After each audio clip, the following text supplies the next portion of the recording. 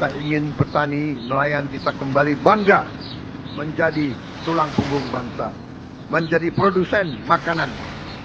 Hidup petani dan nelayan kita harus baik, harus bagus.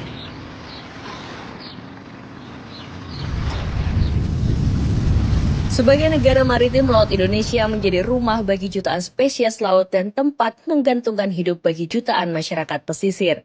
Dari lautan pesisir, asa dan harapan menguat agar kehidupan senantiasa tumbuh berkelanjutan dan raharja. Tahun 2025 menjadi gambaran bagaimana sektor kelautan dan perikanan Indonesia terus bergerak maju, menjadi motor penggerak ekonomi nasional dan penghasil pangan biru untuk ketahanan pangan bangsa.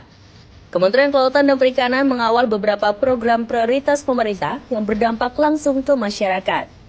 Pada tahun 2025, 100 kampung nelayan merah putih dibangun untuk meningkatkan produktivitas perikanan.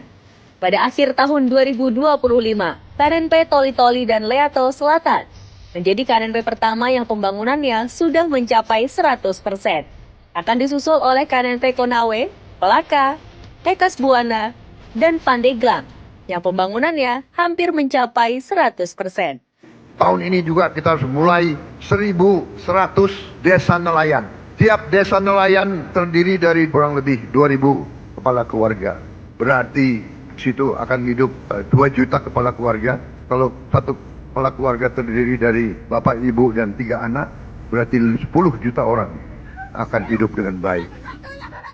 KKP juga telah melakukan percepatan swasembada garam melalui ekstensifikasi dan intensifikasi untuk meningkatkan produksi garam lokal. Pembangunan kawasan budidaya ikan nila salin atau BINS Karawang seluas 230 hektar yang telah menyerap hampir 1.000 tenaga kerja dan menjadi modal revitalisasi tambak Pantura. Hingga saat ini progres pembangunan telah mencapai target, mencakup seluruh pekerjaan konstruksi maupun non-konstruksi. Sepanjang tahun 2025, produksi perikanan Indonesia mencapai 18,64 juta ton. Angka ini bukan sekedar statistik, tetapi fondasi ketahanan pangan dan swasembada protein bangsa melalui pangan biru. Ekspor hasil perikanan berhasil meningkat 5,1%, dan Indonesia mampu memulihkan reputasi udang Indonesia dari Cesium 137 dan menyelamatkan devisa negara. Perolehan PNBP sektor kelautan dan perikanan berhasil mencapai 2,23 triliun rupiah, perolehan tertinggi dari tahun-tahun sebelumnya. Dan PDB perikanan terus meningkatkan pertumbuhan. Pembangunan sektor ini berpihak pada pelaku utama, nilai tukar nelayan atau NTN dan nilai tukar pembudidaya ikan atau NTPI, menunjukkan tren yang stabil dan menguat sepanjang 2025.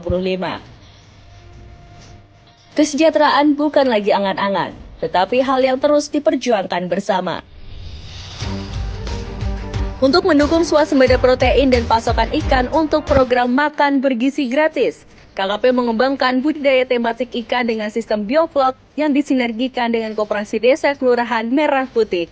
Tahun 2025 program ini dilaksanakan di 100 lokasi di Jawa Barat, Jawa Tengah, daerah istimewa Yogyakarta, dan Jawa Timur.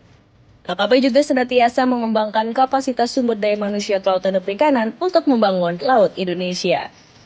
Pembangunan laut juga dilakukan melalui penataan ruang laut yang berkelanjutan dan perluasan kawasan konservasi.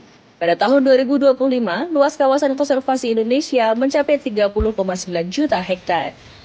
KKP juga memastikan kedaulatan laut Indonesia melalui pengawasan dan pemberantasan praktik illegal fishing. KKP juga senantiasa memberikan dukungan usaha kelautan dan perikanan kepada lebih dari 111.000 pelaku usaha. Ini menjadi kunci agar UMKM dan pelaku usaha kelautan dan perikanan terus naik kelas. Laut Indonesia adalah masa depan kita. Dengan terus bergerak, berdampak, dan berkelanjutan, sektor kelautan dan perikanan terus melaju dengan ekonomi biru untuk Indonesia Emas 2045.